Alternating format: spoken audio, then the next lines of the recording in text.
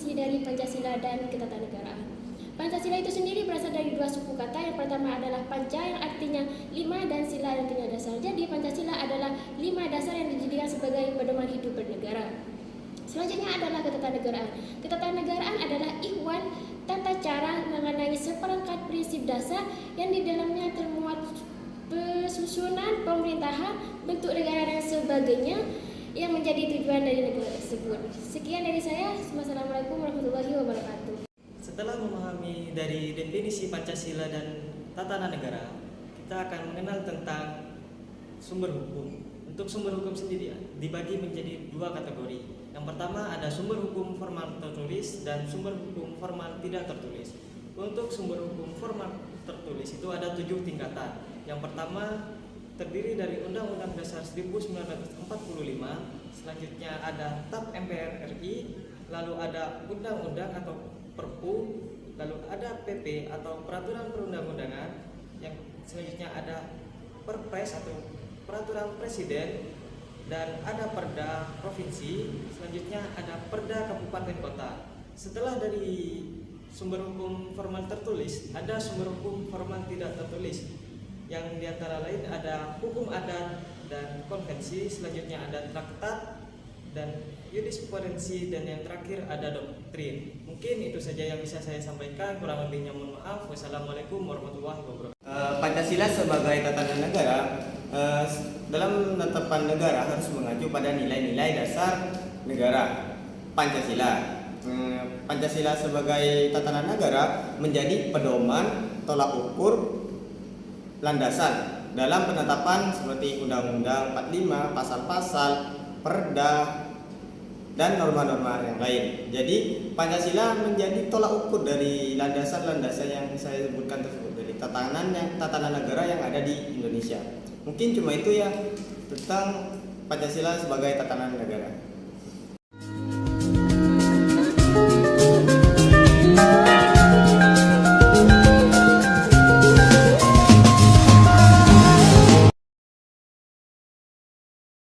Baik, di sini saya akan menjelaskan tentang pengertian warga negara dan kewarganegaraan. Warga negara adalah suatu unsur negara yang mempunyai kedudukan terhadap negaranya.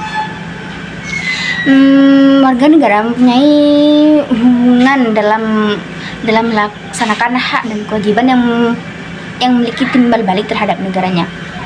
Sedangkan kewarganegaraan adalah keanggotaan yang menunjukkan hubungan dan ikatan antar warga negara dengan negara. Ikatan tersebut bisa berupa ikatan hukum, ikatan emosional, ikatan keturunan, dan ikatan nasib. Assalamualaikum warahmatullahi wabarakatuh. Perkenalkan, nama saya Nuriyatun Hanifah. Di sini saya akan menjelaskan tentang status kewarganegaraan. Status kewarganegaraan ini sangatlah penting bagi setiap warga negara. Tidaklah suatu negara dapat berdiri sendiri tanpa adanya warga negara. Setiap negara berhak memilih siapa saja yang akan menjadi warga negaranya. Berikut ada beberapa pembagian kewarganegaraan. Berdasarkan kelahiran. Berdasarkan kelahiran terdapat 2 asas, yaitu asas Ayius Sanguinis dan asas Ayius Soli. Asas Ayius Sanguinis merupakan menentukan berdasarkan orang tua tanpa memperhatikan tempat kelahiran.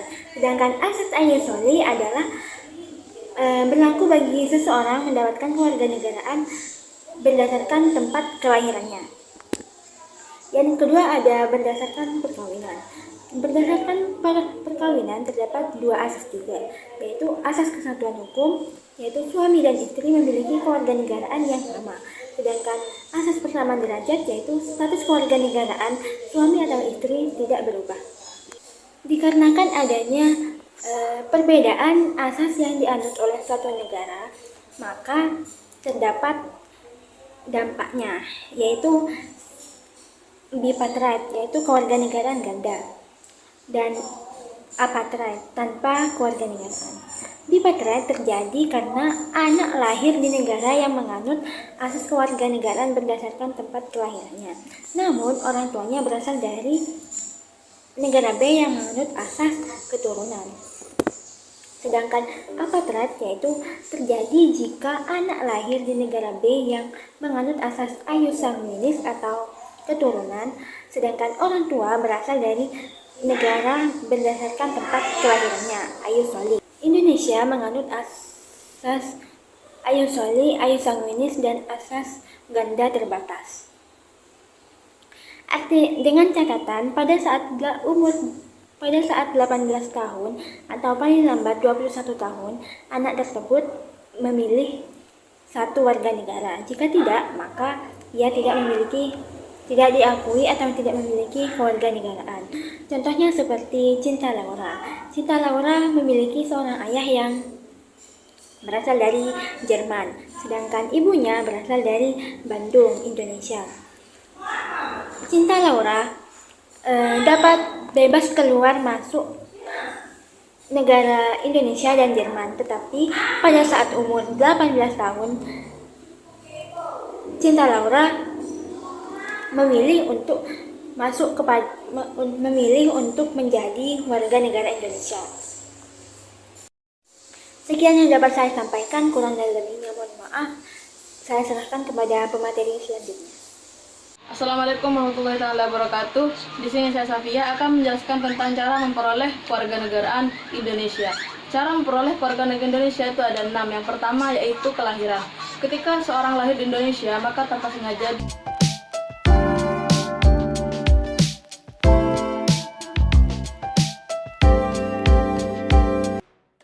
Assalamualaikum warahmatullahi wabarakatuh.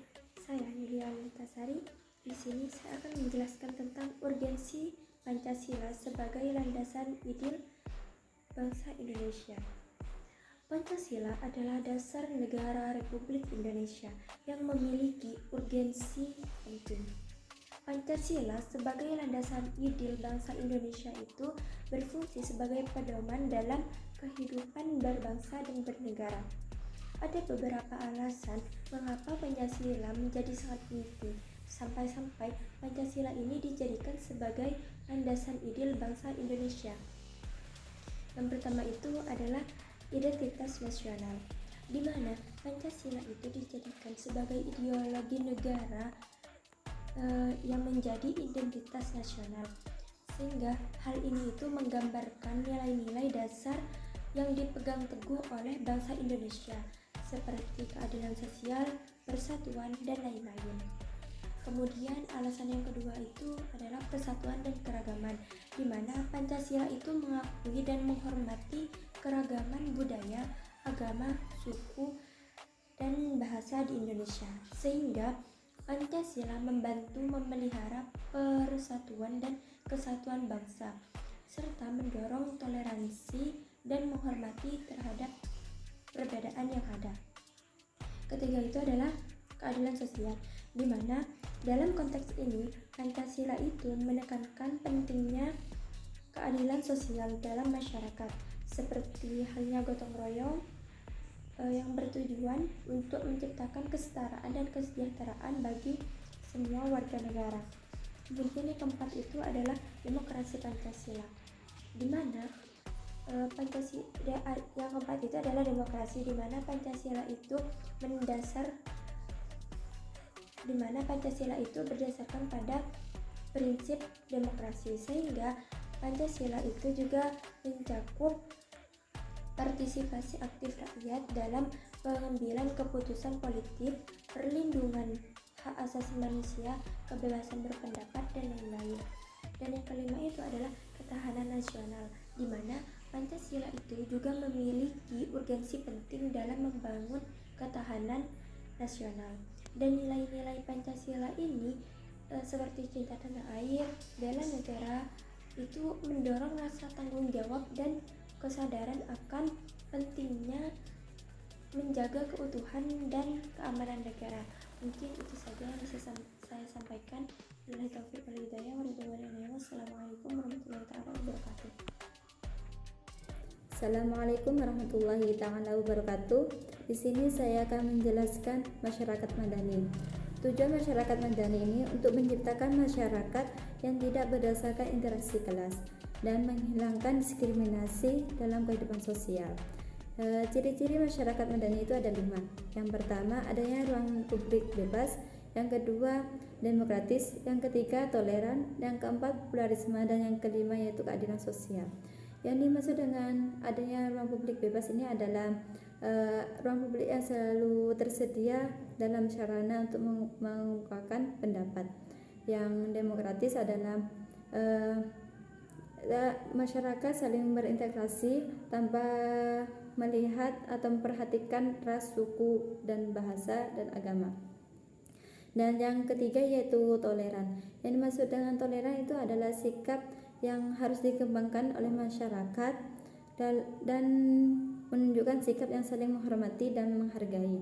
Yang keempat yaitu pluralisme. Pluralisme ini adalah keberagaman yang harus tetap dijaga dalam ikatan pertalian. Yang kelima yaitu keadilan sosial. Yang dimaksud dengan keadilan sosial ini adalah hak dan kewajiban setiap individu itu harus seimbang. Nah, ciri utama dari masyarakat madani ini adalah kemenjemukan budaya, hubungan timbal balik, dan sikap saling menghormati dan memahami. Mungkin hanya ini yang dapat saya sampaikan, kurang lebihnya mohon maaf. Wassalamualaikum warahmatullahi taala wabarakatuh. Assalamualaikum warahmatullahi taala wabarakatuh. Baik, di sini saya akan menjelaskan tentang hak asasi manusia dan hubungan Pancasila dengan hak asasi manusia. Yang pertama, apa itu hak asasi manusia? Hak asasi manusia adalah hak yang diberikan oleh Tuhan kepada manusia sejak ia berada dalam kandungan dan terlahir ke dunia dan bersifat universal. Artinya, tidak memandang perbedaan yang ada, baik itu perbedaan ras, suku, budaya, agama, dan lain-lain. Nah, jika ada hak, pasti ada kewajiban. Kewajiban adalah segala sesuatu yang wajib kita kerjakan dengan penuh tanggung jawab. Nah, hak dan kewajiban ini memiliki hubungan, yaitu hubungan kausalitas atau hubungan sebab akibat. Artinya, jika kita ingin mendapatkan hak kita, maka kita harus melakukan kewajiban kita. Dan jika kita melakukan kewajiban kita, maka kita akan mendapatkan hak kita. Lalu, apa hubungan Pancasila dengan hak asasi manusia? Pancasila dan hak asasi manusia itu memiliki hubungan yang sangat erat karena nilai-nilai yang tertuang dalam sila-sila Pancasila itu terkandung hak asasi manusia, seperti pada sila pertama yaitu ketuhanan yang Maha Esa. Artinya, setiap orang itu berhak untuk memeluk agama yang mereka yakini tanpa ada paksaan dari orang lain, dan juga mereka bebas untuk menjalankan kepercayaan mereka masing-masing. Dan juga pada sila yang kedua yaitu kemanusiaan yang adil dan beradab. Artinya, setiap manusia itu berhak untuk dihargai kelebihannya maupun kekurangannya, dan manusia juga berhak untuk mendapatkan kehidupan yang layak dari masyarakat maupun pemerintahan. Dan juga pada sila yang ketiga yaitu Persatuan Indonesia, yang artinya adalah setiap orang berhak untuk mendapatkan rasa aman dan tentram meskipun kita berada di lingkungan yang penuh dengan perbedaan, baik perbedaan ras, suku, budaya, agama, dan lain-lain. Kemudian yang keempat yaitu kerakyatan yang dipimpin oleh hikmat kebijaksanaan dalam permusyawaratan perwakilan.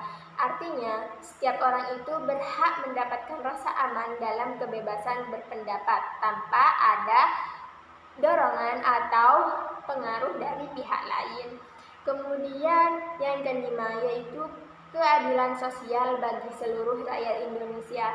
Artinya, semua warga Indonesia itu berhak mendapatkan keadilan sosial, yaitu keadilan dalam menjalankan kehidupannya, keadilan dalam beribadah, dan lain-lain. Mungkin hanya itu saja yang bisa saya jelaskan tentang hak asasi manusia dan hubungan Pancasila dengan hak asasi manusia. Wassalamualaikum warahmatullahi taala wabarakatuh.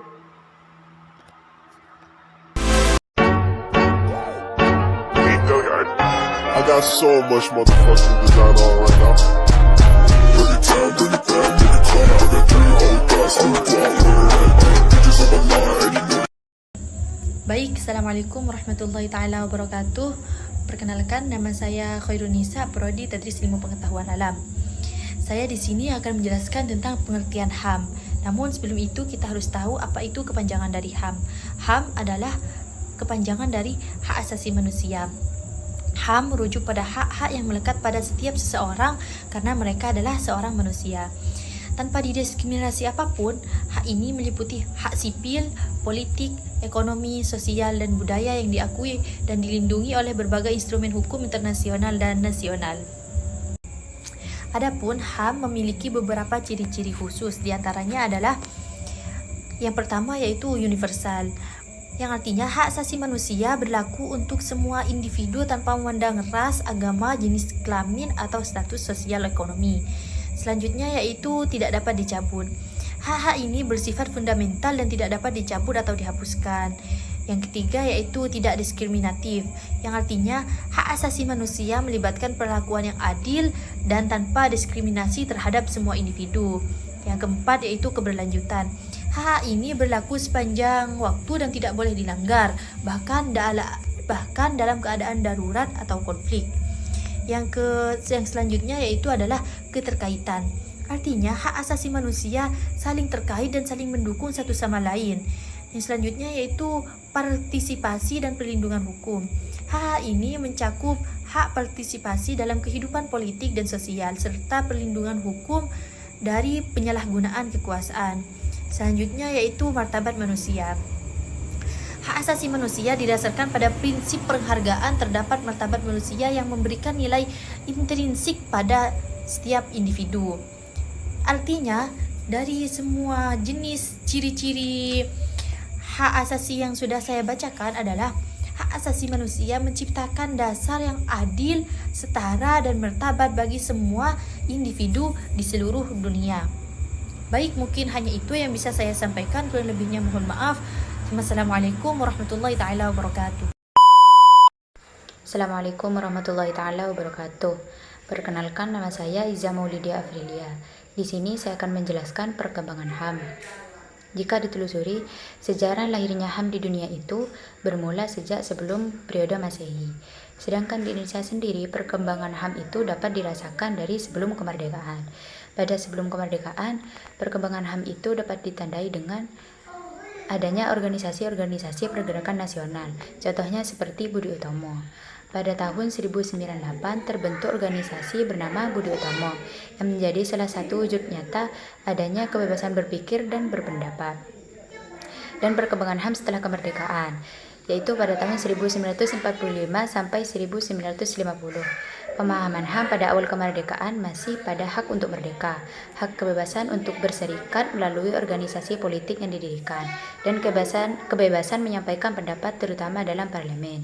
Sedangkan pada tahun 1950 sampai 1959, pemahaman HAM itu mendapatkan momentum yang sangat membanggakan karena suasana kebebasan menjadi semangat demokrasi parlementer mendapatkan tempat di kalangan elit politik. Dan pada tahun 1959 sampai 1966, pada periode ini sistem pemerintahan yang berlaku adalah sistem demokrasi terpimpin, dan pada sistem ini kekuasaan itu berada di tangan presiden. Dan akibat dari sistem demokrasi terpimpin ini, presiden melakukan tindakan inkonstitusional baik pada lembaga tinggi negara ataupun bukan. Dan terakhir adalah pada tahun 1966 sampai 1988. Pada awal periode ini telah diadakan berbagai seminar tentang HAM. Salah satunya dilaksanakan pada tahun 1967. Dan pada awal tahun 1970 sampai akhir 1980, persoalan HAM ini mengalami kemunduran karena HAM tidak lagi dihormati, dilindungi, dan ditegakkan.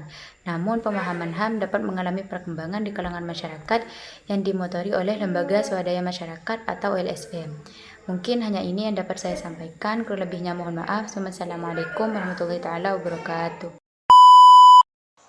Assalamualaikum warahmatullahi wabarakatuh. Perkenalkan, nama saya Nusa Saswani, saya dari Tadris IPA B.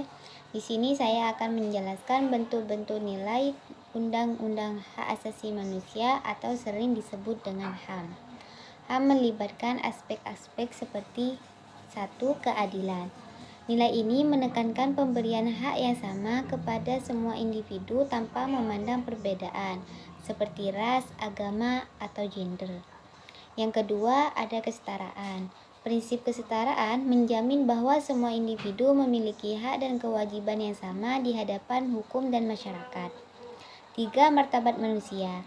Nilai ini menekankan pentingnya menghormati dan melindungi keberlanjutan martabat setiap individu, melarang perlakuan yang merendahkan atau merendahkan martabat manusia.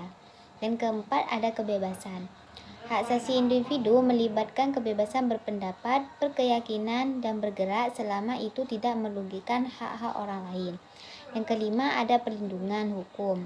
Undang-Undang HAM bertujuan memberikan perlindungan hukum kepada individu terhadap pelanggaran hak-haknya, memastikan adanya mekanisme penegakan hukum yang efektif. Dan yang keenam, ada partisipasi. Nilai ini menekankan hak setiap individu untuk berpartisipasi dalam pembuatan keputusan yang memengaruhi kehidupan mereka, baik secara langsung maupun melalui perwakilan. Semua ini menciptakan landasan untuk mewujudkan masyarakat yang adil, setara, dan menghormati hak asasi setiap individu. Undang-Undang HAM menjadi instrumen untuk menjaga dan menegakkan nilai-nilai tersebut dalam konteks hukum dan kebijakan.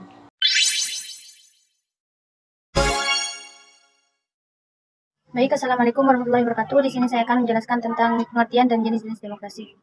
Demokrasi berasal dari dua kata dalam bahasa Yunani, yaitu demos dan kratos. Demos yang berarti rakyat dan kratos yang berarti pemerintahan. Jadi demokrasi itu adalah sebuah pemerintahan rakyat. Demokrasi adalah sebuah pandangan atau konsep politik dalam pemerintahan yang melibatkan warga negara atau rakyat karena memiliki hak dan kewajiban.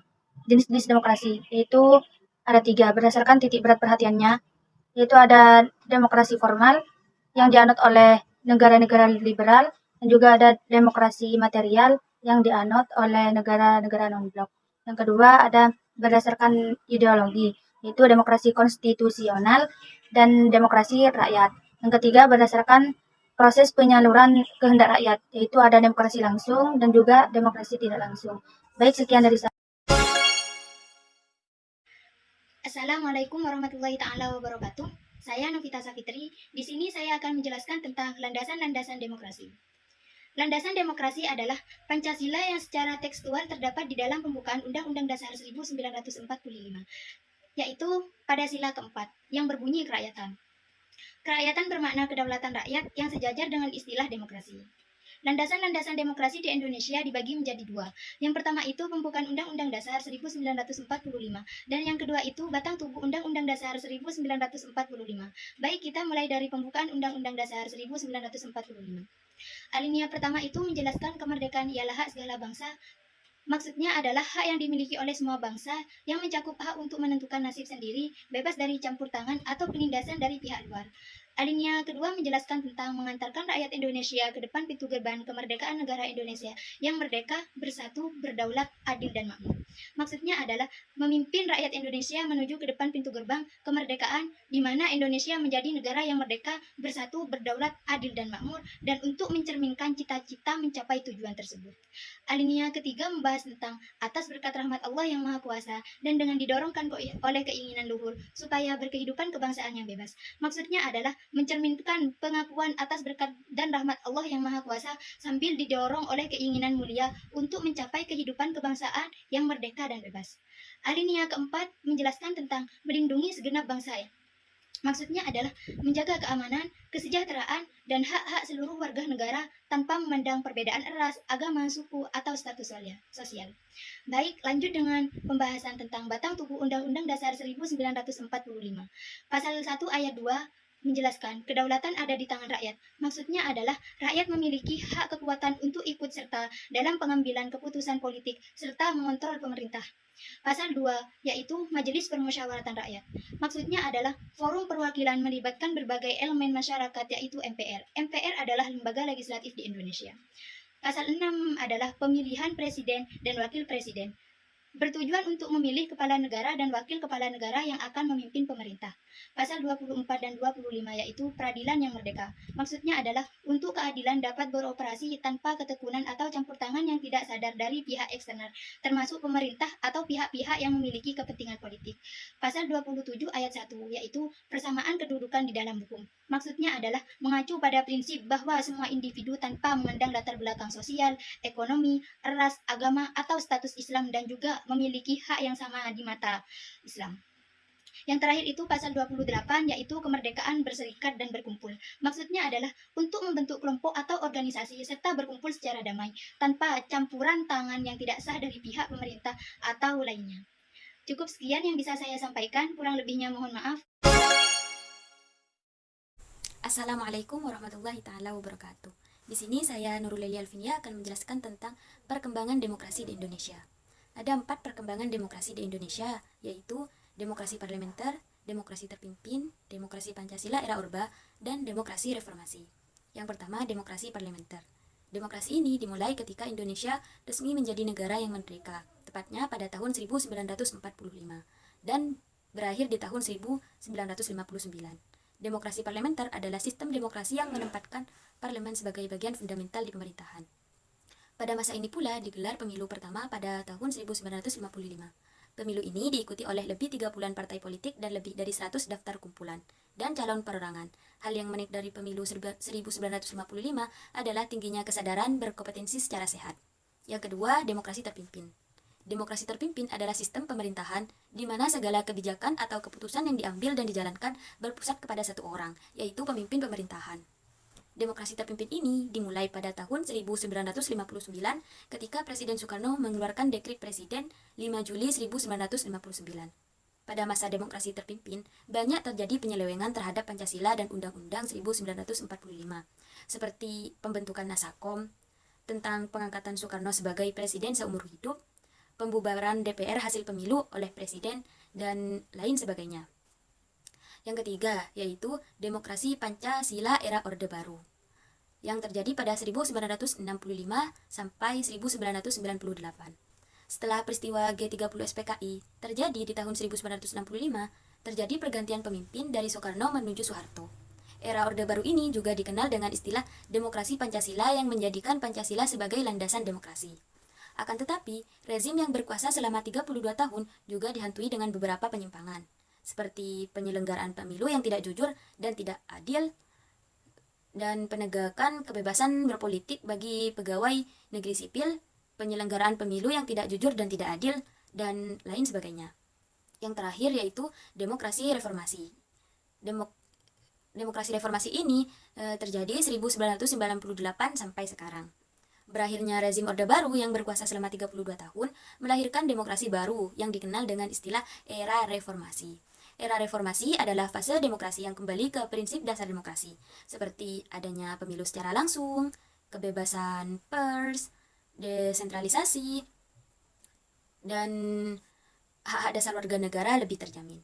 Mungkin hanya ini yang dapat saya sampaikan, kurang lebihnya saya mohon maaf. Assalamualaikum warahmatullahi taala wabarakatuh. Perkenalkan, nama saya Nuri Amilatuz Zahro. Saya di sini akan menjelaskan tentang pengertian geopolitik, pengertian wawasan Nusantara, dan perkembangan sejarah geopolitik Indonesia. Yang pertama yaitu pengertian geopolitik. Geopolitik di sini berasal dari kata geo yang berarti bumi dan politik yang berasal dari bahasa Yunani yaitu politeia.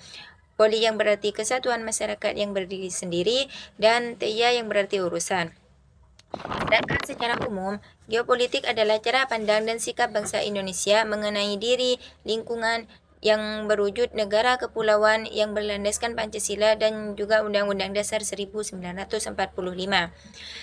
Yang kedua yaitu wawasan Nusantara. Wawasan Nusantara adalah cara pandang bangsa Indonesia tentang diri dan lingkungannya yang meliputi aspek alamiah dan juga aspek sosial. Selanjutnya yaitu sejarah perkembangan geopolitik Indonesia. Istilah geopolitik ini semula sebagai ilmu bumi politik yang kemudian berkembang menjadi pengetahuan tentang sesuatu yang berhubungan konstelasi ciri khas negara untuk membangun dan membina suatu negara.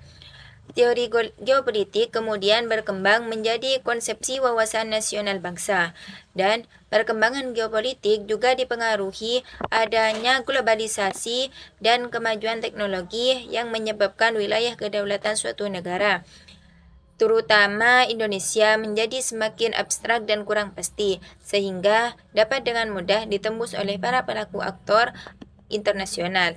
Mungkin itu saja yang dapat saya sampaikan, kurang dan lebihnya mohon maaf. Wassalamualaikum warahmatullahi wabarakatuh. Assalamualaikum warahmatullahi wabarakatuh. Perkenalkan, nama saya Nuri Milatuz Zahro. Di sini saya akan menjelaskan tentang konsep-konsep geopolitik. Geopolitik adalah studi tentang hubungan antara geografi, kekuasaan politik, dan hubungan internasional. Ada beberapa konsep utama dalam geopolitik, yaitu yang pertama, heartland, yang mengacu pada wilayah Eurasia yang dianggap sebagai jantung dunia, yang akan memberikan kekuasaan dunia. Yang kedua, rimland, yang menyoroti pentingnya daerah pesisir Eurasia sebagai wilayah yang penting dalam geopolitik. Yang ketiga, teori domino, menggambarkan bahaya penyebaran komunisme dari satu negara ke negara lainnya. Yang keempat, ada teori pivotal. Teori ini mencoba untuk mengidentifikasi negara atau wilayah yang memiliki peran penting dalam geopolitik global. Yang kelima, geostrategis. Ini adalah konsep yang berkaitan dengan penggunaan geografi dalam perencanaan dan pelaksanaan strategi militer. Konsep-konsep ini berperan dalam analisis pemahaman hubungan internasional dan strategi negara dalam lingkungan geopolitik global. Selanjutnya, saya akan menjelaskan tentang faktor-faktor yang mempengaruhi wawasan Nusantara. Wawasan Nusantara adalah konsep penting dalam hubungan internasional dan geopolitik Indonesia, yang fokus pada pemahaman dan pengelolaan wilayah maritim Indonesia yang luas. Faktor-faktor yang mempengaruhi wawasan Nusantara meliputi: yang pertama, ada geografi.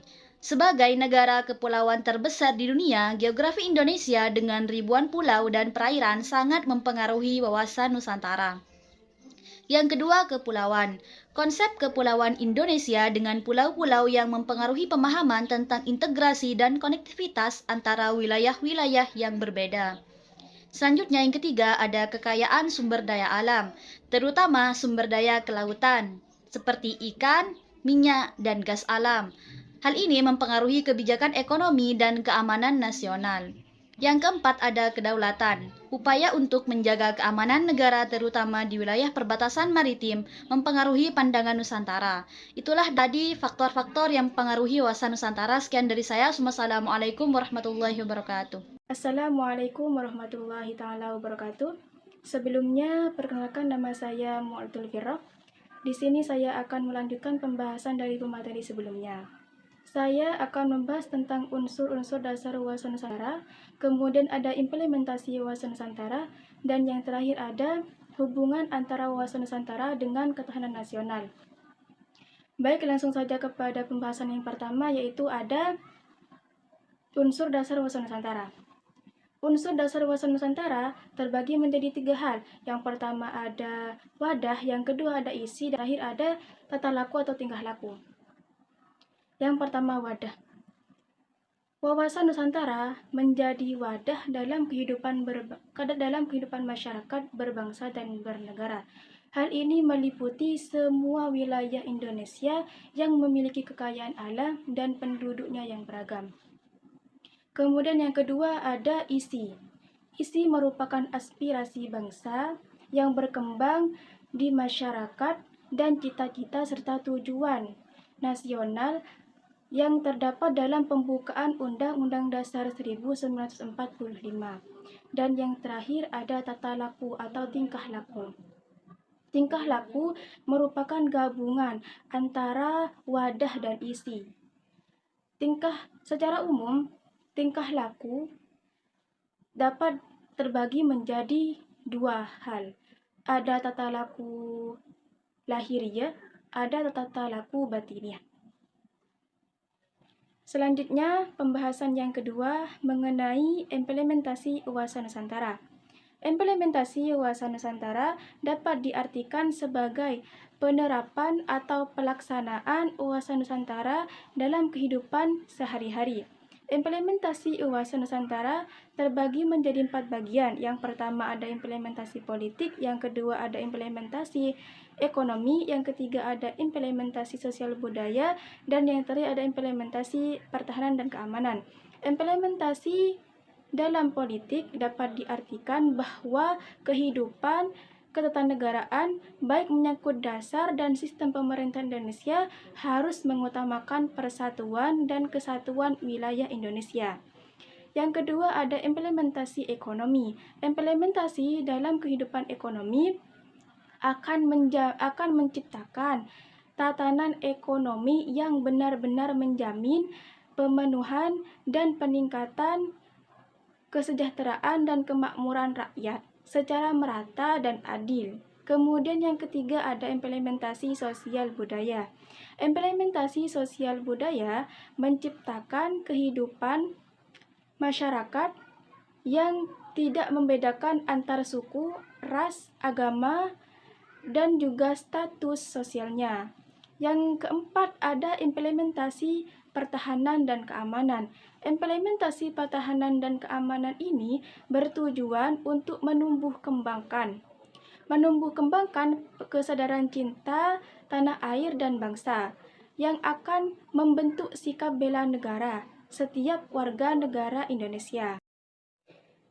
Lanjut kepada pembahasan yang ketiga, yaitu mengenai hubungan antara wawasan Nusantara dengan ketahanan nasional. Hubungan antara wawasan Nusantara dengan sangat berkaitan erat dengan ketahanan nasional. Hal ini dikarenakan karena keduanya berfungsi sebagai doktrin dasar kehidupan nasional.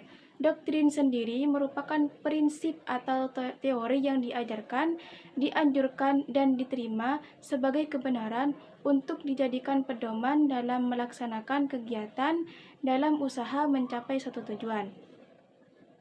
Sekian presentasi dari kelompok kami. Kurang lebihnya mohon maaf. Kami pamit undur diri. Wassalamualaikum warahmatullahi taala wabarakatuh.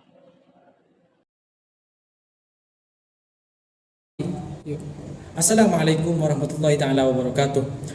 Perkenalkan, nama saya Muhammad Mutawakkil Allah. Di sini saya akan menjelaskan tentang pengertian sejarah geostrategi dan juga pengertian dari geostrategi di Indonesia. Sejarah geostrategi di Indonesia, konsep geostrategis Indonesia pertama kali dipakai oleh Presiden Soekarno pada tanggal 10 Juni 1948 di Kota Raja. Kan bentuk tak langsung dari geostrategis Indonesia, mirip seperti pengembangan jiwa nasional. Geostrategis di Indonesia itu merupakan suatu cara dalam memanfaatkan seluruh wilayah geostrategis yang ada di Indonesia untuk menentukan kebijakan, arahan, serta sarana-prasarana demi mencapai tujuan seluruh bangsa. Pembentukan geostrategi itu diawali dengan kesadaran bahwa bangsa negara itu memiliki faktor-faktor yang setiap saat dapat menjadi pemecah belah akibatnya kesatuan, dan bangsa itu pasti akan hancur. Sekian dari saya, kurang lebihnya mohon maaf. Wassalamualaikum warahmatullahi taala wabarakatuh. Assalamualaikum warahmatullahi wabarakatuh. Perkenalkan, nama saya Ansori. Saya akan menjelaskan tentang konsepsi geostrategi di Indonesia dan tujuan geostrategi di Indonesia. Konsepsi geostrategi Indonesia mencangkup sejumlah aspek-aspek kunci, seperti yang pertama adalah kedaulatan maritim. Sebagai negara kepulauan, Indonesia fokus pada pengelolaan dan perlindungan sumber daya laut serta jalur perdagangan maritim. Kedaulatan maritim menjadi pilar penting dalam kebijakan, keamanan, dan ekonomi. Yang kedua adalah kawasan strategis. Di Indonesia banyak kawasan strategis. Di Indonesia memandang dirinya sebagai kawasan strategis di Asia Tenggara. Yang ketiga adalah keseimbangan. Keseimbangan atau kekuatan di Indonesia berusaha untuk menjaga keseimbangan antara berbagai kepentingan global dan regional. Hal ini tercermin dalam kebijakan luar negeri yang bebas dan aktif, di mana negara ini berusaha untuk menjaga hubungan baik dengan berbagai pihak tanpa terjebak dalam konflik tersebut. Keempat adalah ketahanan nasional. Konsep ketahanan nasional mencangkup aspek-aspek pertahanan, militer, ekonomi, dan sosial di Indonesia. Kelima adalah kerjasama regional. Di Indonesia aktif dalam forum dan organisasi. Organisasi regional seperti ASEAN mempromosikan kerjasama ekonomi politik dan keamanan kerjasama ini. Sekian dari saya. Wassalamualaikum warahmatullahi wabarakatuh. Assalamualaikum warahmatullahi wabarakatuh. Perkenalkan, nama saya Muhammad Samiruddin akan menjelaskan peranan IPTEK dalam geostrategis Indonesia. Nah, apabila kita melihat posisi Indonesia ini, kita akan nampak bahwa Indonesia berada pada lokasi yang strategis. Nah, posisi strategis ini yang menyebabkan kondisi politik, ekonomi, dan keamanan di tingkat regional dan global menjadi faktor yang sangat berpengaruh terhadap kondisi Indonesia. Nah, di dalam implementasi geostrategis ini, ilmu pengetahuan dan teknologi, terutama teknologi informasi dan komunikasi atau lebih kita pahami dengan IPTEK, ini memiliki peranan yang sangat krusial dalam geostrategis Indonesia. Nah, mengingat lagi bahwa Indonesia merupakan negara yang memiliki pulau yang sangat luas, maka tidak dapat disanggah lagi bahwa kebutuhan akan komunikasi dan informasi itu sangat penting bagi kita. Nah, dengan IPTEK ini juga kita dapat melakukan komunikasi dan saling menginformasi ke berbagai pulau-pulau di Indonesia. Nah, yang selanjutnya yaitu pengaruh aspek ketahanan nasional terhadap kehidupan berbangsa dan bernegara, yaitu ada 4. 1. Pengaruh ideologi. 2. Pengaruh aspek politik. Yang ketiga yaitu pengaruh aspek ekonomi. Yang keempat pengaruh aspek sosial budaya. Yang kelima pengaruh aspek ketahanan dan keamanan. Jadi kita kembali lagi pada peranan IPTEK. Jadi peranan IPTEK dalam geostrategis Indonesia itu sangatlah penting. Bukan itu dan harus diketahui bahwa itu juga bukan hanya penting bagi kita, maksudnya bagi kita pribadi, tetapi juga penting untuk negara kita dan ketahanan negara kita. Mungkin hanya itu yang dapat saya sampaikan tentang peranan IPTEK dalam geostrategis Indonesia. Mungkin hanya ini. Wassalamualaikum warahmatullahi taala wabarakatuh. Assalamualaikum warahmatullahi wabarakatuh. Perkenalkan, nama saya Nila Pranadifa. Di sini saya akan menjelaskan tentang politik. Politik berasal dari bahasa Yunani kuno, yakni politeia. Polis memiliki arti negara atau kota, sedangkan teia memiliki arti urusan. Sedangkan dalam bahasa Indonesia, politik memiliki arti kepentingan umum warga negara suatu bangsa. Jadi, politik dapat diartikan sebagai suatu rangkaian asas, prinsip, keadaan, jalan, cara, dan alat yang digunakan untuk mencapai tujuan tertentu yang kita kehendaki. Sedangkan strategi nasional adalah cara melaksanakan politik nasional dalam mencapai sasaran dan tujuan yang ditetapkan oleh politik nasional. Kemudian ada hakikat politik. Hakikat politik merupakan perilaku atau tingkah laku manusia, baik berupa kegiatan, aktivitas, maupun sikap yang tentunya bertujuan akan mempengaruhi atau mempertahankan tatanan kelompok masyarakat dengan menggunakan kekuasaan. Dan yang terakhir yaitu politik nasional.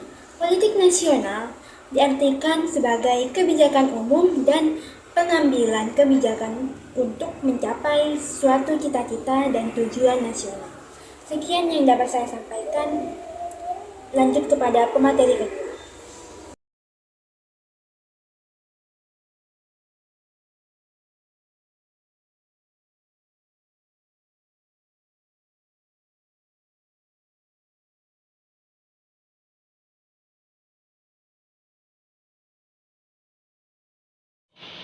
Politik pembangunan memiliki 3 ciri. Yang pertama adalah persamaan, kedua kapasitas, yang ketiga diferensiasi dan spesialisasi. Oke, selanjutnya adalah strategi politik yang terdiri dari beberapa hal. Yang pertama adalah meningkatkan kesejahteraan hidup masyarakat, yang kedua meningkatkan kualitas hidup masyarakat, yang ketiga menciptakan ketentraman jasmani dan rohani, dan yang terakhir adalah menciptakan masyarakat dan bangsa yang berkeadilan sosial.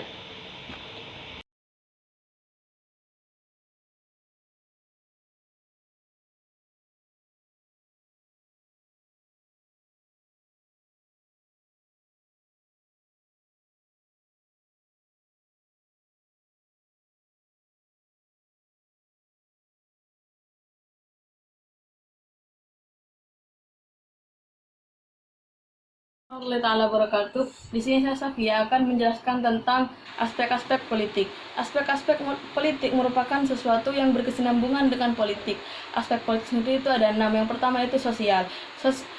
Kenapa sosial itu merupakan bagian dari aspek politik? Karena manusia itu merupakan makhluk yang hidup dengan manusia lainnya. Artinya manusia itu merupakan makhluk sosial yang memerlukan manusia lainnya dalam kehidupannya.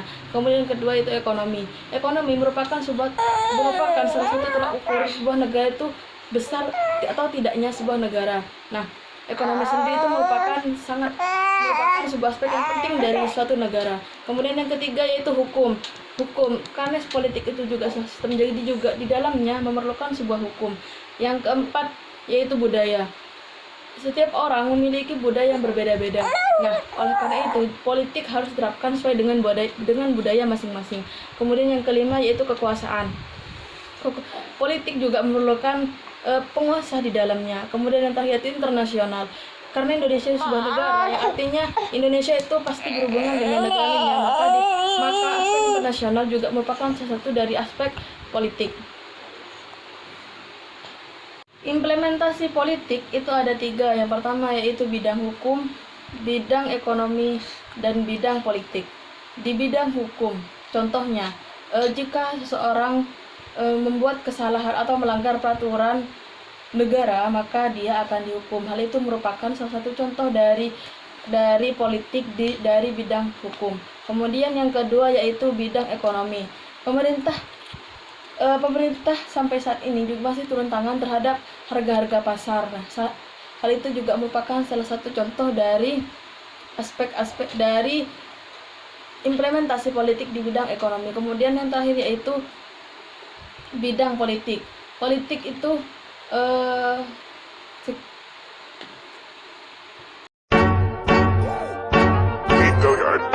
I got so motherfucking design on right now. Bring it down, bring it down, bring it down. I got 3 old thoughts to Assalamualaikum warahmatullahi taala wabarakatuh. Baik, di sini saya akan menjelaskan tentang otonomi daerah. Nah, dasar diterapkannya otonomi daerah itu ada dalam Undang-Undang Nomor 23 Tahun 2014, di mana dalam undang-undang tersebut juga menjelaskan tentang definisi otonomi daerah, yaitu otonomi daerah adalah hak, wewenang, dan kewajiban daerah otonom untuk mengatur dan mengurus sendiri urusan pemerintahan dan kepentingan masyarakat setempat dalam sistem negara kesatuan Republik Indonesia. Artinya, daerah diberi wewenang untuk mengatur kebijakannya secara mandiri agar tidak terjadi pemusatan kekuasaan di pusat atau pemerintahan pusat. Nah, biasanya kebijakannya itu dibuat oleh pemerintah daerah dan disesuaikan dengan kepentingan masyarakat di daerah tersebut.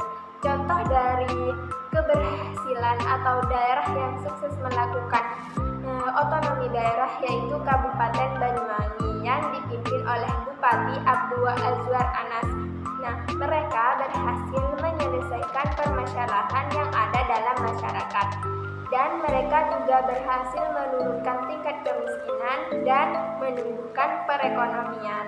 Jadi, itulah penjelasan dari saya tentang otonomi daerah.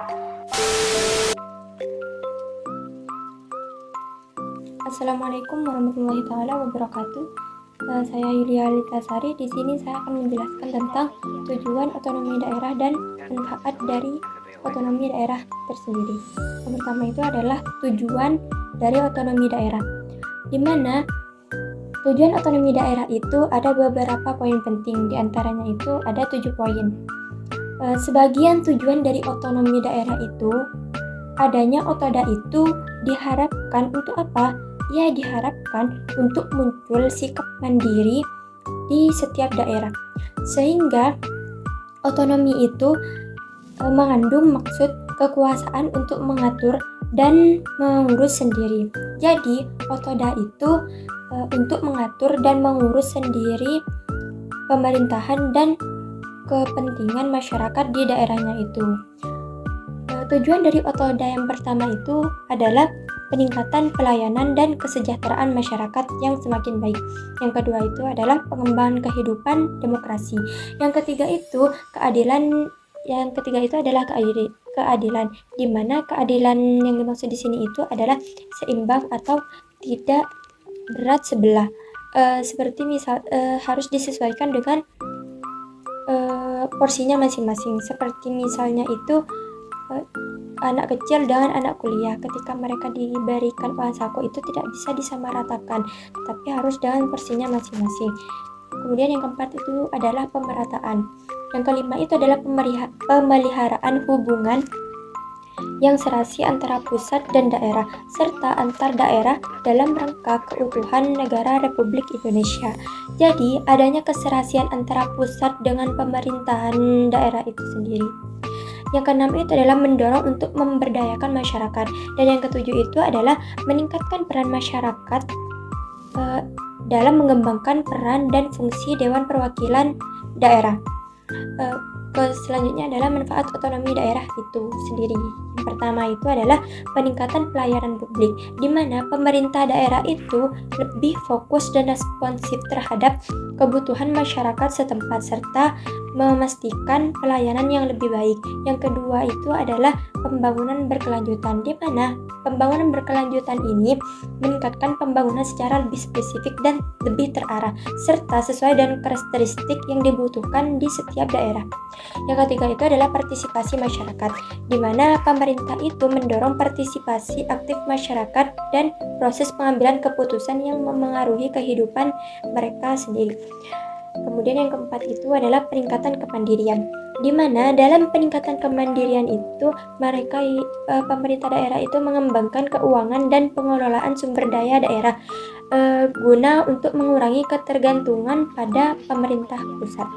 Yang kelima itu adalah inovasi dan kreativitas, di mana inovasi dan kreativitas itu memberikan kesempatan untuk eksperimen kebijakan dan inovasi di tingkat lokal, serta memfasilitasi penemuan dan inovasi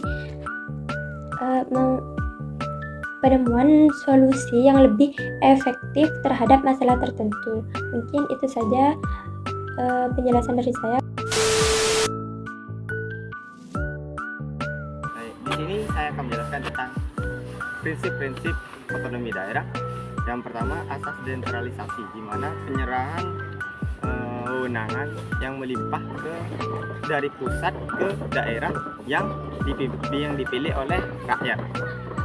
Nah, pelimpahan wewenang yang dipasrahkan ke otonomi daerah itu harus dilaksanakan oleh otonomi daerah tersebut, kecuali otonomi daerah tidak berkepentingan atau tidak bisa mencakup dari hukum atau keagamaan. Itu tanggung jawab dari pusat, tetap tanggung jawab pusat. Yang kedua, asas dekonsentrasi merupakan prinsip pemerintahan yang harus diterapkan atau harus diselesaikan oleh otonomi daerah tersebut. Selanjutnya, tugas pembantu yang awalnya dari atas ke bawah, sekarang dari bawah ke atas, yaitu dari otonomi daerah ke pusat.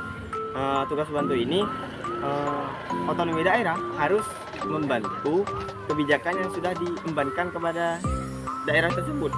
Dalam artian otonomi daerah membantu memperkembangkan daerahnya. Assalamualaikum warahmatullahi taala wabarakatuh. Perkenalkan, nama saya Nuri Amilatul Zahro. Saya di sini akan menjelaskan tentang pengertian dari masyarakat madani dan sejarah pemikiran masyarakat madani. Civil society atau yang disebut masyarakat madani menurut para ahli seperti Anwar Ibrahim, Nurholis Majid, dan M. Dawam Raharjo adalah sistem sosial yang subur berdasarkan prinsip moral yang menjamin keseimbangan antara kebebasan individu untuk stabilitas masyarakat. Masyarakat madani adalah konsep masyarakat yang memiliki kemandirian dalam menjalankan kegiatan sosial, ekonomi, dan juga politik. Masyarakat madani juga merupakan masyarakat yang mempunyai norma-norma yang baik dalam membangun, memaknai, dan juga menjalani kehidupannya. Selanjutnya yaitu sejarah pemikiran masyarakat madani. Sejarah pemikiran masyarakat madani ini juga menunjukkan bahwa konsep ini sudah ada sejak dahulu sebelum Masehi, seperti istilah civil society. Istilah ini yang pertama kali dicetuskan oleh Cicero, seorang orator dari Yunani kuno. Masyarakat madani merujuk pada konsep masyarakat yang beradab, demokratis, dan menjunjung tinggi etika serta moral. Istilah ini terkait dengan konsep negara kota Madinah yang dibangun oleh Nabi Muhammad SAW pada tahun 622 Masehi. Dan konsep ini juga menekankan partisipasi sosial, integrasi antar individu dan kelompok, serta kebebasan individu yang seimbang dengan kestabilan masyarakat. Mungkin itu saja yang dapat saya sampaikan, kurang dan lebihnya mohon maaf. Assalamualaikum warahmatullahi wabarakatuh. Assalamualaikum warahmatullahi wabarakatuh. Di sini saya akan menjelaskan Pancasila sebagai sumber dari segala hukum. Nah, Pancasila ini sebagai sumber dari segala hukum diartikan bahwa tempat untuk menggali dan menemukan segala hukum dalam masyarakat dan negara. Dan juga Pancasila ini berkedudukan sebagai sumber dari tertib negara Indonesia. Nah, Pancasila ini merupakan salah satu dari sumber dari segala hukum di Indonesia dan juga merupakan landasan ideologi hukum. Karena Pancasila ini sebagai rujukan dalam bersosial di masyarakat, berpolitik, beragama, dan berhukum. Fungsi Pancasila sebagai sumber dari segala hukum ini bisa diartikan bahwa Pancasila ini berkedudukan sebagai ideologi hukum Indonesia, berkumpul nilai-nilai yang harus ada di belakang keseluruhan hukum Indonesia dan asas-asas yang harus diikuti sebagai petunjuk mengadakan pemilihan hukum Indonesia. Mungkin hanya ini yang dapat saya sampaikan, kurang lebihnya mohon maaf. Wassalamualaikum warahmatullahi wabarakatuh. Di sini saya akan menjelaskan tentang karakteristik masyarakat madani. Karakteristik masyarakat madani diantaranya adanya ruang publik yang bebas, yang mana yang adanya dengan adanya ruang publik yang bebas ini adalah sebagai sarana mengumumkan pendapat. Yang kedua yaitu demokratis. Demokratis adalah entitas sebagai penegak wacana masyarakat madani. Dan yang ketiga yaitu adalah toleran. Toleran adalah sikap yang harus dikembangkan dalam masyarakat. Sikap toleran adalah sikap saling menghormati antara sesama. Yang keempat itu ada pluralisme. Pluralisme adalah keterikatan dalam kebinekaan, keterikatan dalam ikatan keadaban.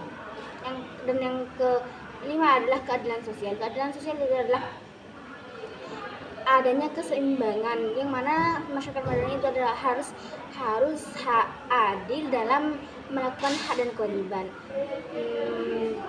Dan juga peranan masyarakat madani di Indonesia.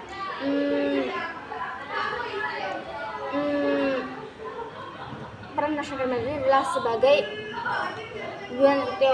tujuan teoritis dalam sosial. Yang kedua adalah sebagai penyelenggara clean government.